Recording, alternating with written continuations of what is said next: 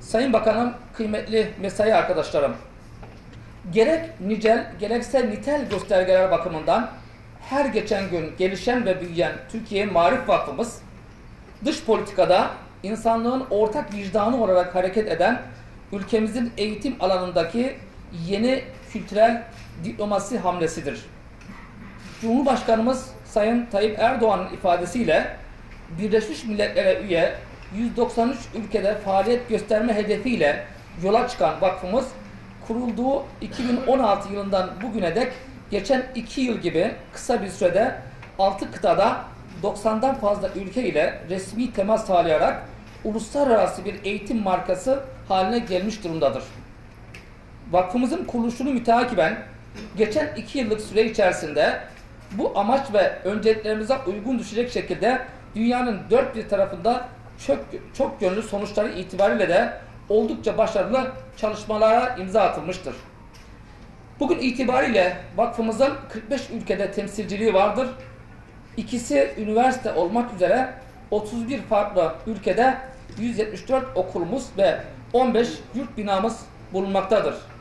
Önümüzdeki günlerde bu hafta içerisindeki pek çok gelişmeye de katarsanız zannediyorum en az 3-4 ülkede daha hem okul devir ve hem de aşma yoluyla yeni ilaveler olacak. Neredeyse her ay yeni ülke bizim listemize ilave ediliyor.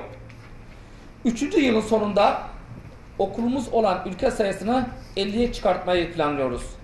Vakfımıza yönelik yüksek teveccühün de etkisiyle kayıtların her geçen gün arttığı okullarımızda eğitim, öğretim gören öğrenci sayısı da bugün itibariyle 15.000'i aşmış durumdadır.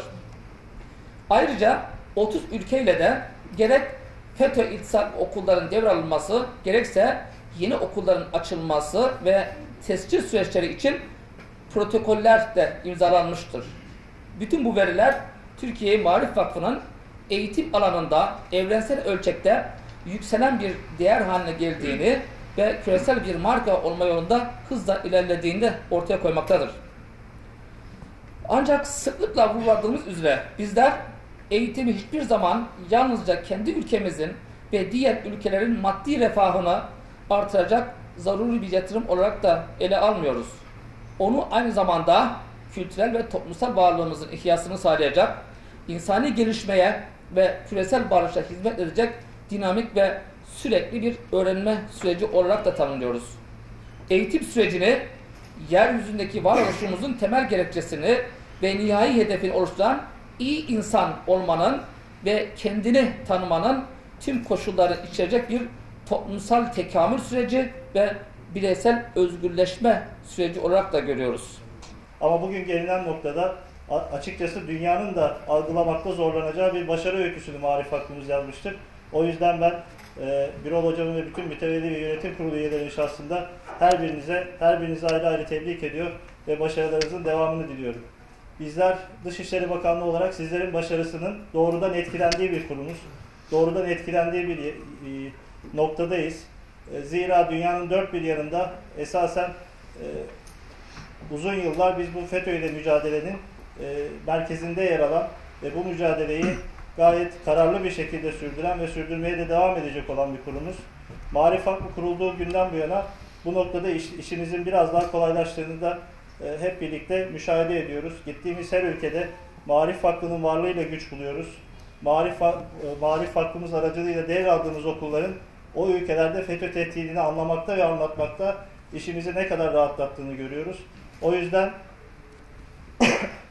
bu çabaların katlanarak büyümesi, devam etmesi bizim için de çok önemli ve bizler asla bu ailenin dışında bir kurum olarak da kendimizi görmedik. Aslında çok daha dallanmış, budaklanmış bir yere doğru gittiği ve bir ağacın köklerinin bütün dünyada dallandığı bir yapıya doğru gittiğini de görmek mümkün. Eğitimle ilgili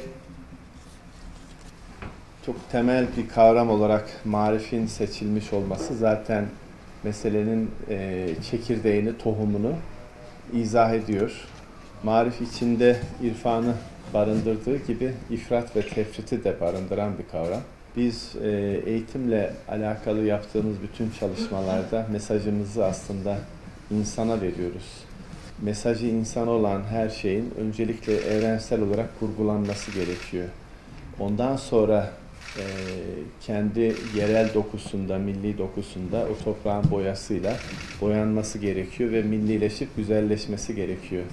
Ama kurgu evrensel olmazsa o zaman bir yerelleşme ve içe kapanma hadisesi ortaya çıkabilir. Bu içe kapanma hadisesinin de toplumları nasıl kilitlediğinin tarihte birçok numunesi var. Bir topluma yapılabilecek en büyük kötülüklerden birisi o toplumu kendi kültüründen mahrum etmektir. Yani bizim bir şekilde hem içeride yeşermemiz hem de pergel metaforunda hocamın örnek verdiği gibi bütün dünyayla etkileşmemiz lazım. Zira bizim mesajımız sadece bu topraklarla sınırlı kalamaz. Çünkü bizim asli gayemiz iki dünya ile ilgili temel nosyonumuz bizim bütün insanlığa bir mesajımız olması gerektiğini de gösteriyor. Bu bağlamda 2023 eğitim vizyonuyla ortaya koymak istediğimiz şey de aslında insanın sadece psikosomatik yapısıyla, maddi yapısıyla değil, aynı zamanda manevi ve spiritüel boyutuyla da bir şekilde kuşatmak ve tam insan noktasında mesafe alabilmektir. Bu olamadığında eğitim sadece endüstrinin ihtiyaçlarını gözeten, sadece 21. yüzyıl becerileri gibi belirli alanlarda kısıtlanmış olan bir çerçeveye sıkışmaya yol açıyor.